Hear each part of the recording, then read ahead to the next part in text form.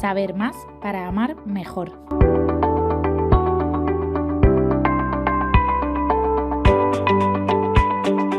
En familia con Tomás Melendo.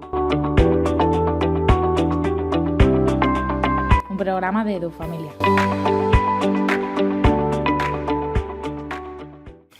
Un saludo muy cordial a los espectadores de La Voz de San José. Para los que no me conocéis aún, me presento.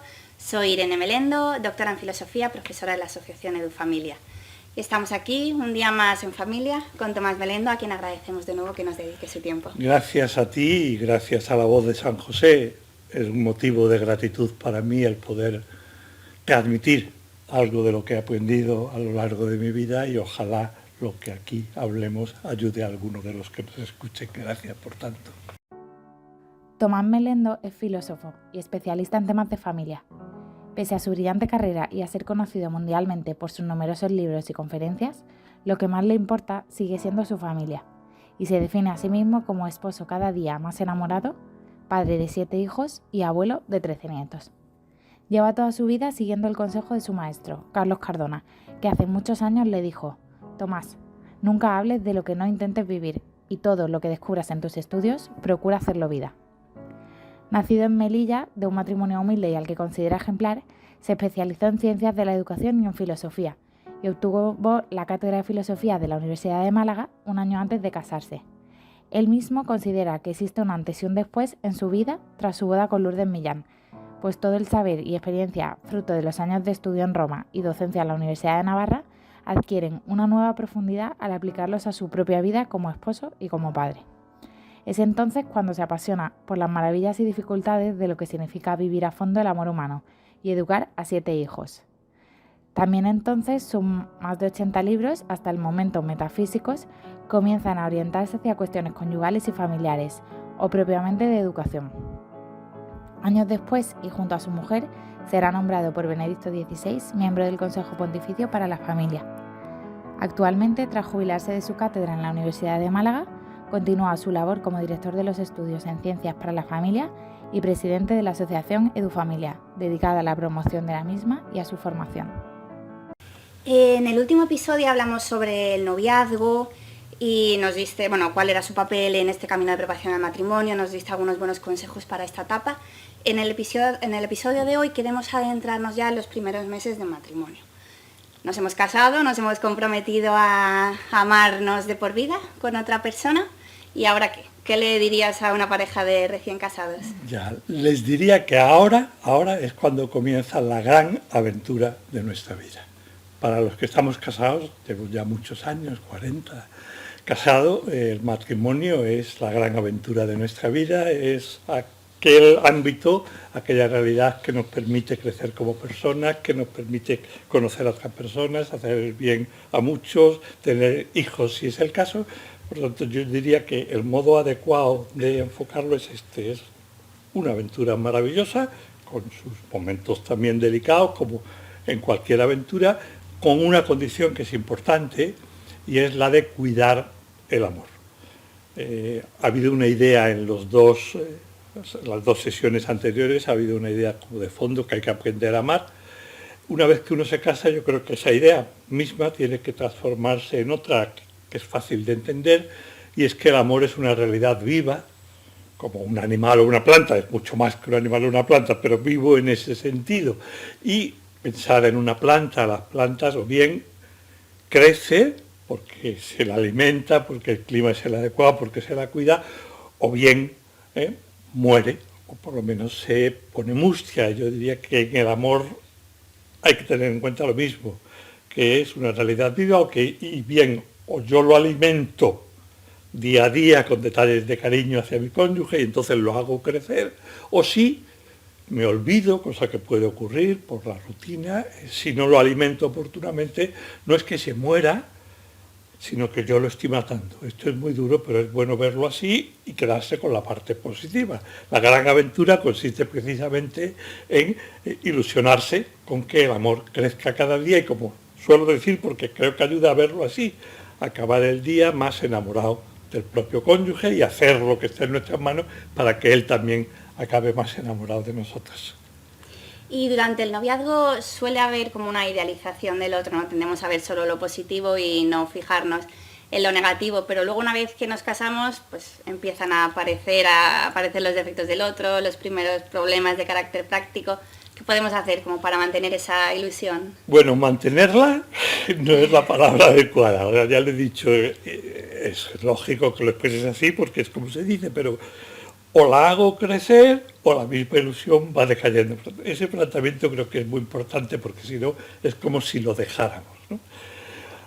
Yendo a lo que preguntabas, creo que fue algo que vimos ya el día pasado, que en el noviazgo no es que uno le oculte al otro sus defectos, no, simplemente que hay dos realidades. Una es que los momentos en los que uno se encuentra son los momentos que estamos deseando, donde nos sale naturalmente el querer a la otra persona, el tener detalles, el hablar, el contar, el poner cosas en común, donde nos sale lo mejor de nosotros mismos y en eso es lo que nos fijamos y por tanto vemos la afinidad, vemos que la otra persona es maravillosa, nos enamoramos más y más cada día y por eso vamos avanzando hacia el matrimonio. Pero hay otro aspecto que es normal en el noviazgo, cuando se vive cada uno con su familia de origen todavía, no se vive lo que podemos llamar la cotidianidad. Es decir, el día a día de tener que resolver el problema de que me levanto, hasta ahora me he levantado cuando yo quería, ahora me tengo que levantar procurando no despertar a la otra persona o viceversa. Hay muchas cuestiones que hasta ese momento no se habían tenido en cuenta y que ahora surgen como una nueva realidad, que es lo cotidiano en el que hay que resolver problemas muy pequeños con los que uno no contaba con que habría problemas, pero no sabía cuáles eran y esos en particular puede que resulten difíciles de sobrellevar. Entonces, a esa ilusión y a esa imagen maravillosa, no es que haya cambiado el otro, cambia mi percepción de él porque empiezo a descubrir aspectos que hasta ese momento no habíamos puesto en común y no había podido ver. Hay que saber que eso es normal, que no es que nos hayamos equivocado de persona, sino que precisamente se trata a partir de ese momento de ayudarnos uno al otro para ir siendo cada vez mejor personas.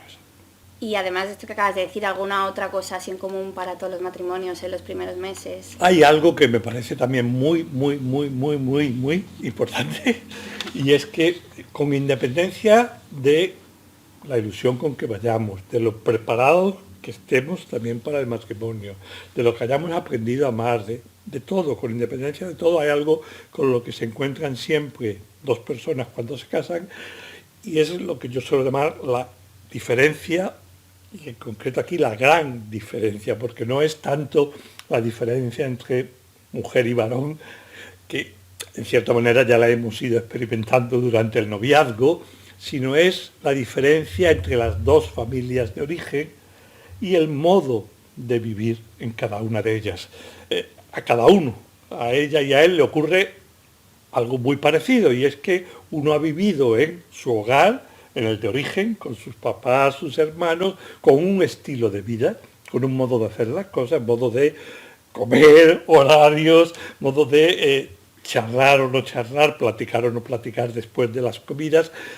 Ese modo uno, sin pensarlo, ahora mismo cuando lo piensen se dan cuenta de que no es así, pero sin pensarlo, y ocurre en los matrimonios, cada uno no solo piensa que es un modo, sino que es el modo, como hay que vivir. Y de pronto se casa, está con la persona que más quiere, y empieza a ver que la otra persona vive de otro modo distinto, y como uno, sin pensarlo expresamente, o una, considera que el que él ha vivido siempre es el modo bueno, por decirlo así, aunque no se exprese de manera tan clara, las maneras de hacer del otro las va considerando como un defecto, y un defecto es algo en sí mismo malo, es real, aunque uno conviva con ellos, es algo malo y por tanto algo que tiene que corregir.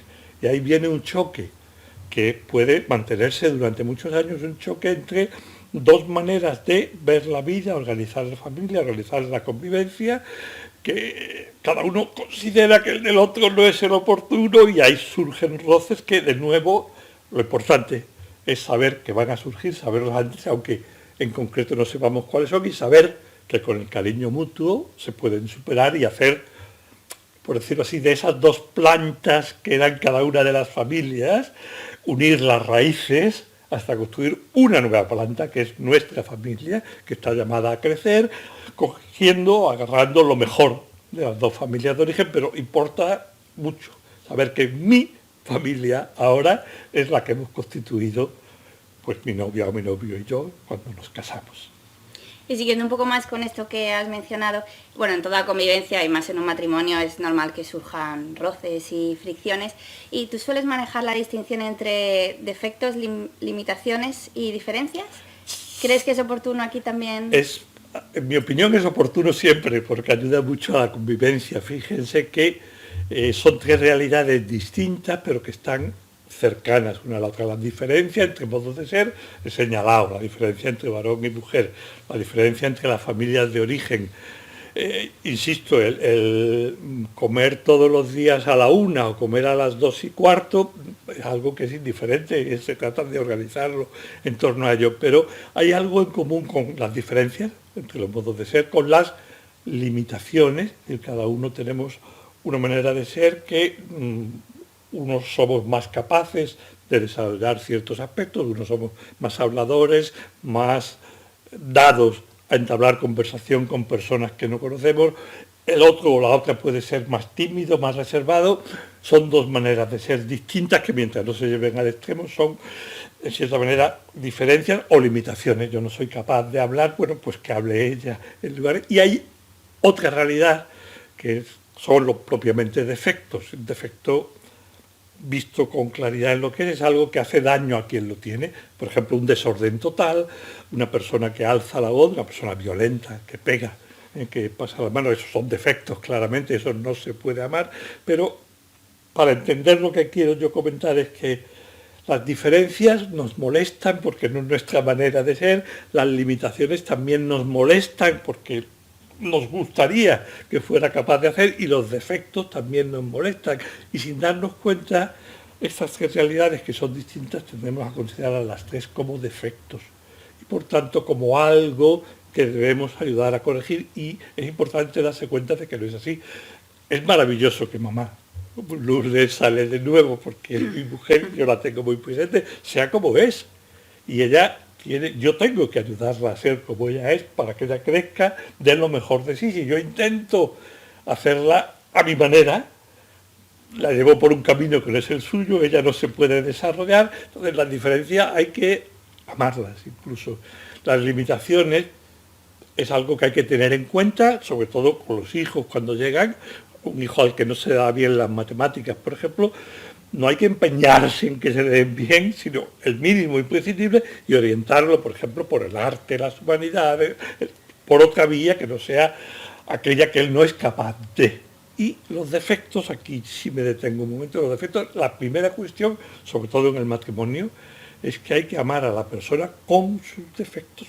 O sea, no es como un coche o un carro que si no me gusta el color se lo cambio, sino que, por decirlo así, es como es, tiene unos defectos, yo la quiero o ella me quiere con nuestros defectos, y poquito a poco, con mucho cariño, tenemos que ayudarnos mutuamente a luchar contra esos defectos, porque los defectos, cuando son defectos y son malos, nos hacen daño y hacen daño a los demás, sabiendo que iremos mejorando un poquito, pero que a lo mejor al final está en el mismo defecto, pero con mucha lucha por medio. Es distinguir entre las tres cuestiones, creo que es importante, porque las diferencias no hay que corregirlas. Las limitaciones están ahí y mejor que nos orientemos en otro medio. Los defectos hay que ayudar a que luche. Y si lucha, tenemos que estar muy felices con que la otra persona luche, aunque no venza, porque no es fácil vencer, por naturaleza no es fácil vencer un defecto.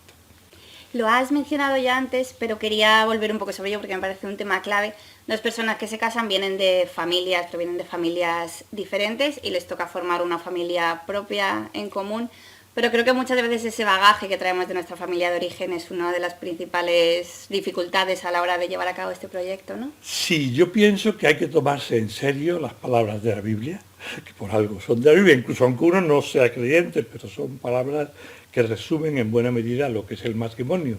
Y dice que por ser varón y mujer, y en nuestro caso ya por ser dos personas que se quieren y deciden casarse, abandonará el varón a su padre y a su madre y se unirá a su mujer, y constituirán entre los dos una sola carne, que es parte de lo que hemos visto, no solo en la unión íntima, sino esa manera de verse, esa manera de quererse. Entonces es muy bueno tener en cuenta que hay que relacionarse con la propia familia de origen de una manera distinta. Ese abandonará es fuerte, pero es bueno tenerlo en cuenta. No se trata de querer menos a los papás, a los hermanos, sino quererlos más, pero desde otra perspectiva, porque fundamentalmente cuando uno se casa pasa a ser el esposo o la esposa. Y las familias de origen hay que, por decirlo así, mantenerlas en su lugar. Lo fundamental es nuestro matrimonio, cuando lleguen los hijos, nuestros hijos, y eso está por delante. Yo diría, incluso para entenderlo, si hay un momento en el que hay disparidad de pareceres entre mi mamá y mi esposa, diría que siempre me pongo del lado de mi esposa, siempre, siempre, siempre, incluso aunque no lleve razón. Luego ya hablaremos para corregir. Y también en esta línea para que las familias de origen, las mamás, los papás, yo creo que las mamás intervienen más, ¿no? Pero para que no intervengan donde pensamos que no deben intervenir, lo que hay que hacer, como siempre, es adelantarse y pedirle ayudas en los aspectos en los que sí queremos que intervengan, que nos ayuden con los hijos, es lo normal, pero hasta cierto límite. Si les decimos claramente qué es lo que esperamos de ellos, les estamos también dejando claro qué es lo que no esperamos de ellos y aquello es lo que deben respetar, que somos un matrimonio distinto, que no somos ya el hijo, sino sobre todo el esposo de, que además es el hijo. Y te has referido sobre todo como a marcar los límites con la familia de origen. ¿Hay alguna otra cosa que hay que tener en cuenta? Sí, y además es muy importante. Esta es como la que he señalado hasta ahora, es como muy práctica, porque marca sobre todo los comienzos. Es decir, cuando yo constituyo, y sobre todo constituyo un nuevo matrimonio, sobre todo cuando viene el primer hijo. Es verdad que la mujer y el esposo más todavía no saben cómo cuidar a los hijos, y lo sabe mucho más la mamá, la suegra, tiene mucho más, y por tanto se les puede pedir ayuda para que nos orienten, pero no podemos, ni pueden ellos como introducirse y sustituir, sobre todo la mamá de él, a ella, en este aspecto, o sea, porque ella es la esposa, la madre de familia, y tiene que tener su protagonismo. Ese aspecto de que los papás y las mamás tienen que estar en su lugar, y yo hago una piña y me hago uno con mi cónyuge, con mi esposa, con mi esposo, es importante, pero hay otro peligro más sutil y que además no es solo de los primeros momentos del matrimonio, sino que se alarga durante toda la vida, incluso después de 40 años de casados, sigue estando algo que es como muy claro. Antes lo mencionaba, yo he nacido en una familia donde mi papá era militar, lo he comentado alguna vez. Mamá en una familia donde su papá era filósofo, eran dos modos distintos de vivir. En esa familia de origen yo he creado mis propios hábitos y esa manera de ser es la mía, y con el resto de la familia de origen en ese aspecto nos chocaba porque todos teníamos un mismo modo de enfocar las situaciones. Hay momentos maravillosos, que es cuando nos casamos, en el que libremente nos elegimos. El marido a la esposa al esposo, con un acto de libertad por el que nos entregamos toda nuestra capacidad de amar. Eso es una maravilla.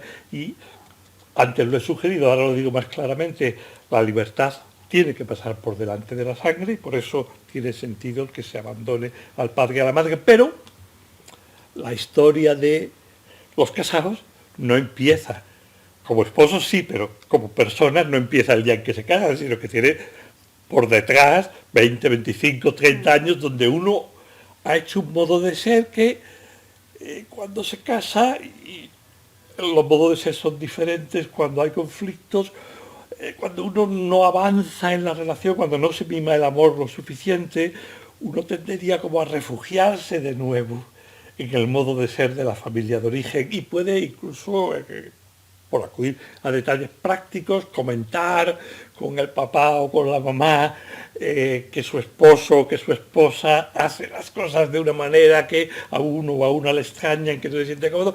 Eso es muy peligroso, porque en lugar de estar desarrollando, como decía, el propio árbol, haciendo que surjan las plantas, que surjan las ramas, que surjan las flores y los frutos. En lugar de eso estás como rompiéndolo de nuevo, como queriendo apoyarte y volver de nuevo, porque te sientes más cómodo, por decirlo así, porque no hay choque de dos maneras distintas de ser, choque que también es mayor porque hay una gran intimidad en el matrimonio y, por tanto, el peligro como de volver a la familia de origen se da, y incluso a veces se da más con el paso de los años, y es como un hachazo en el propio proyecto del matrimonio y es muy peligroso. Hay que tener en cuenta, lo repito como algo que va a salir muchas veces, que para que el matrimonio se convierta en la gran aventura de la vida, mi cónyuge tiene que estar por delante de todo y de todos. O sea, de todo y de todos. Lo primero para mí es mamá, y para mamá soy yo, y eso es lo correcto también cuando llegan los hijos, etcétera.